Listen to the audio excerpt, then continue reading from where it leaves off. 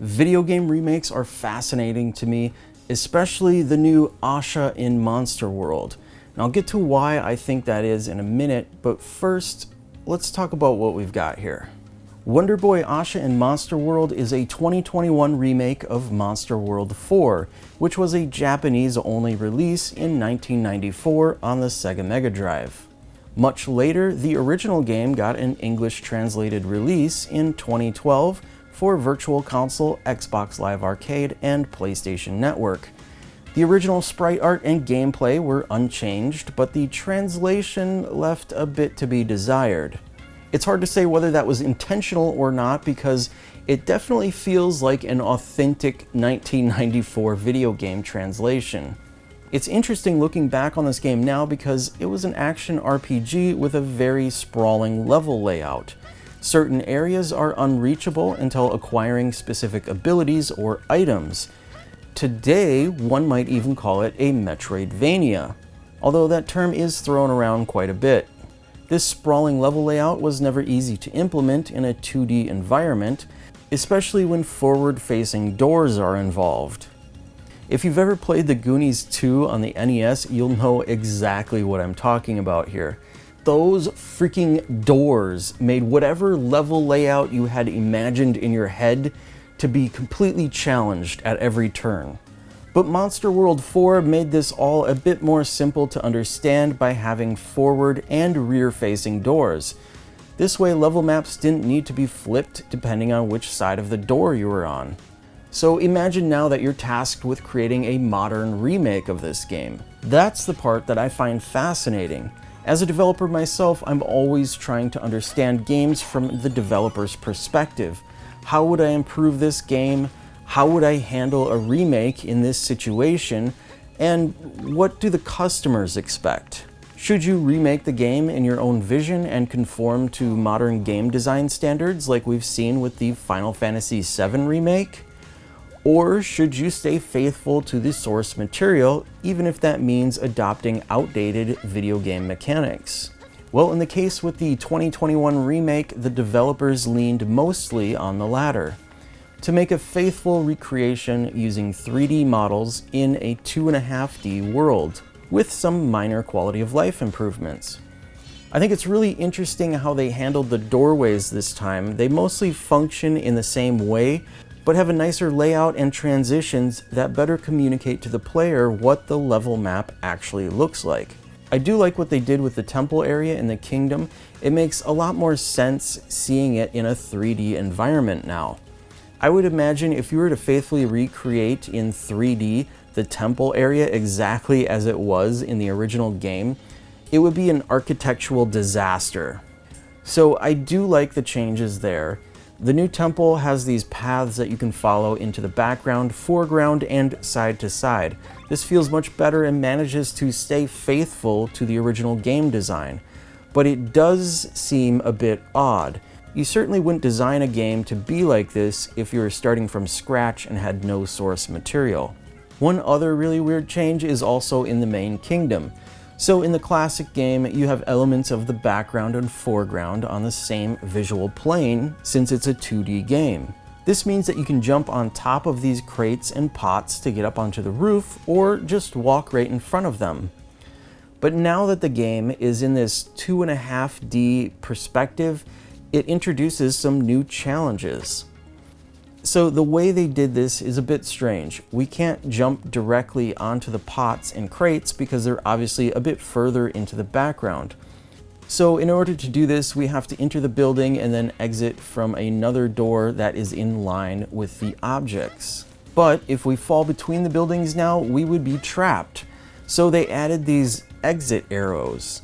If you happen to fall between the buildings, you can move forward to the main path, but not further into the background. It's like a one-way path. That being said, there are select paths that you can go into the background. They'll have arrows indicating which directions you can travel. This is great and all, but if you've never played the original game, all of these elements coming together might seem very convoluted. one-way paths and having to enter a building, go upstairs, exit from the door above, and jump down just to climb on an obstacle that was a few steps in the background. But these odd navigational changes are really only in that main kingdom area. Outside of the kingdom, the navigation is a lot less confusing and is pretty straightforward, with level design, enemies, bosses, and pacing all consistent and faithful to the original. Asha has a wide assortment of combat techniques. She can dash, jump, shield block, upward slash, downward strike, and eventually you'll get a cute companion that will allow you to double jump, glide, and help you through some troublesome areas. The only downside to this is that you'll need to call your companion every time you want to perform one of these actions, which is especially tedious for the double jump. Defeated enemies will sometimes drop coins, which can be spent in shops for equipment upgrades or vending machines for health items. There are now 200 life drops hidden throughout the game, up from 150 in the original. And these are worth picking up because for every 10 life drops you find, an additional heart will be added to your health. Several quality of life improvements have been implemented in this remake. Now, when you interact with locked doors or other objects that require an item, you'll automatically use the appropriate item if it's in your inventory, rather than having to open the menu and sift through your items every time. You are also now able to carry more than one healing elixir at a time. Enemies don't respawn until you enter a completely new area. The classic version had enemies respawn every time you moved to a new screen, so if you ever had to backtrack, be prepared to battle the same monsters again and again.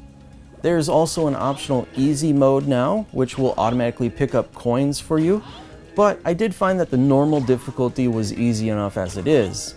Bosses now have health bars, and the biggest quality of life improvement now is that you can save anywhere in the game world with the exception of boss rooms. Previously, you would need to find and interact with the save sage in order to save your game. Now, the only downside here is that it's not obvious that you can save your game anymore. Before, you would just happen to speak to the save sage NPC and he'd ask if you want to save. Now, there is no reminder or prompt anywhere. You'll need to just manually go into the pause menu, then switch over to the settings menu and save manually. There is no autosave, so if you completely perish, you'll have to go all the way back to your last save file. I lost several hours of gameplay when I first started the game because I wasn't aware of this. The music and sound has obviously been improved over the original Megadrive chip tunes, with a nice CD quality soundtrack and voiced segments in Japanese. You can also unlock the original music from the Megadrive version by pressing up, down, left, left, right, right at the main menu. Like I've mentioned before, this is a 2.5D platformer with all 3D assets. Characters are rendered with a cel-shaded cartoon art style, and everything in the game world is bright and colorful. Some animations are a bit abrupt. For example, I would have preferred an updated rope climbing animation in this case, but fans of the original might be happy to see that things haven't changed there. In conclusion, the story is a bit short with 4 to 6 hours of gameplay, and the levels can feel a bit drawn out and repetitive at times. Overall, though, it is a fun, charming game, lightly sprinkled with some hidden secrets that, for better or worse, stay true to the original source material. As a refresh of a game that's almost 30 years old, I give it a 7 out of 10. It's definitely the best way to experience this little Japanese gem from the past. Now, as far as availability, there are digital and physical versions of this game for Nintendo Switch and PlayStation 4. The physical versions of this game will also include the original Monster World 4 game. The PlayStation 4 version will include this as a download code, and both games have their own trophy sets, so that's 2 platinum trophies. The physical Switch game, on the other hand, has both games included on the game card itself, so no extra download required. The MSRP on the physical version is $40 US, and digital is $35 US. Special thanks to In Games for sending this copy to me. It was an unexpected surprise to find this in the mail, but they seem to know me well since I love games from the 16-bit era as well as newer games, and I collect trophies.